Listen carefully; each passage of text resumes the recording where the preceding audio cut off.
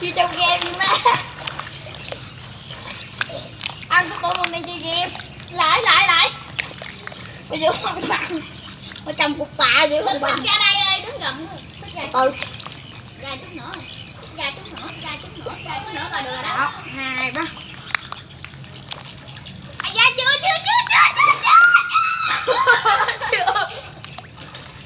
Lại 1, 2, 3. học xong chút. Chưa.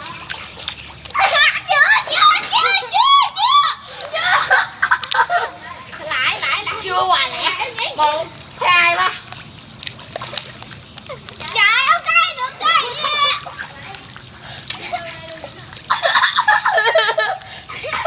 Chơi game hả?